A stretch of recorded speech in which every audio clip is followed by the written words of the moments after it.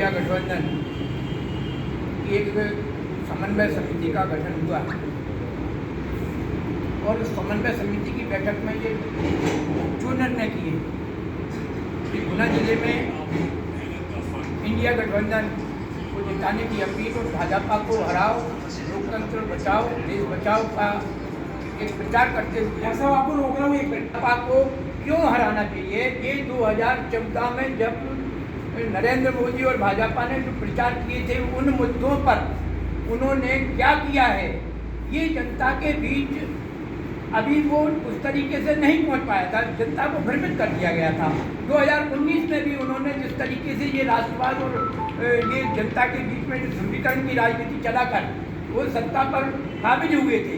हम वही बताना चाहते हैं कि इस चुनाव में, इस लोकसभा चुनाव के महत्व को समझाने के लिए बायलॉट में राहुल के खिलाफ आपने अपनी पार्टी के पहले आप भी बात सुन लीजिए, उसके बाद आप जो भी बात करेंगे उसका जवाब देंगे। तो हम जिन मुद्दों पर हमने तय किया है, इंडिया गठबंधन की जो समन्वय समिति बनी है, पूरे जिले के अंदर इस अभियान को चलाने का फैसला हुआ है। इसमें एक रथ भी बना है, क्योंकि इंडिया गठबंधन के जो मुद्दे हैं वो सत्य पर आधारित मुद्दे हैं कि नरेंद्र मोदी के झूठ को उजागर करने के लिए ये अभियान चलाने का काम इंडिया गठबंधन करेगा, क्योंकि उन्होंने ऐसा कोई भी तबका नहीं है जो भाजपा ने जिसको ठगा नहीं हो, जिसके साथ उन्होंने धोखा नहीं किया।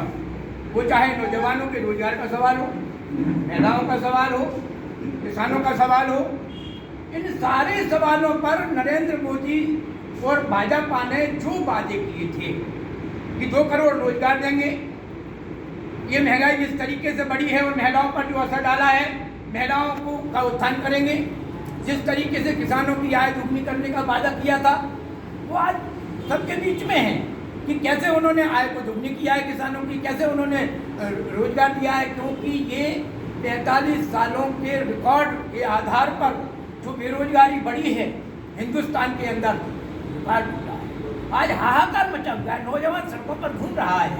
तो ये नरेंद्र मोदी सरकार की विफलता को उजागर करने के लिए ये इंडिया गठबंधन काम करेगा।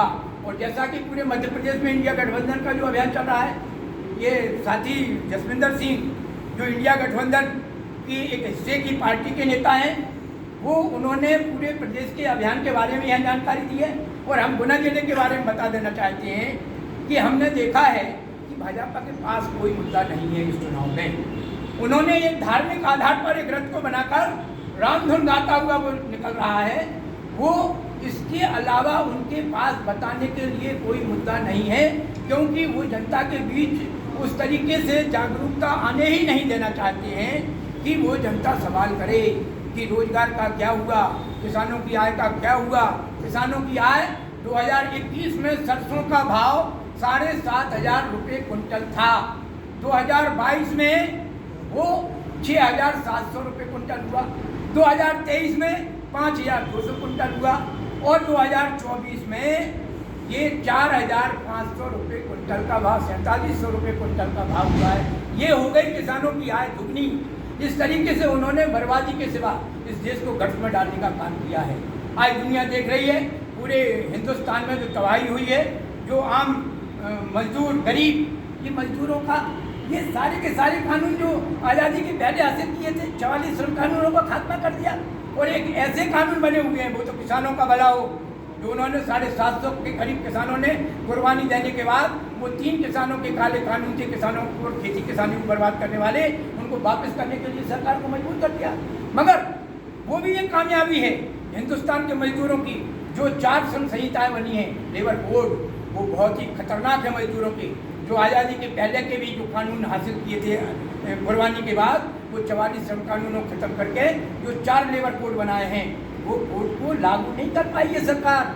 लोकसभा में, राज्यसभा में पारित होने के बाद कानून बना हुआ रखा है, मगर ये कामयाबी है मजदूरों की एकजुटता की। सारी ट्रेड यूनियनों ने चैलेंज कर दिया था कि अगर इनको लागू किया तो देश के अंदर सड़कों पर पूरा मजदूर उतर आएगा, मगर इस कारण वो सरकार ने लागू नहीं की। तो इसलिए 2024 का चुनाव बहुत महत्वपूर्ण है, क्योंकि 2024 के चुनाव का मतलब है कि हमारा संविधान खतरे में है। 2024 के चुनाव का मतलब है कि हमारी ये लोकतंत्र खतरे में है। ये मजदूरों को, किसानों को, महिलाओं को, दलितों को अगर बचाना है, संविधान को बचाना है, लोकतंत्र को बचाना है, तो 2024 के चुनाव में भाजपा को हराओ, देश बचाओ, इंडिया गठबंधन के प्रत्याशी को जिताओ। इसी नारे को लेकर ये अब गुना जिले में भी ये अभियान शुरू कर दिया है। एक प्रचार रथ भी बनाया गया है। उस प्रचार रथ के बाद लेकर गांव-गांव में ये अभियान चलाया।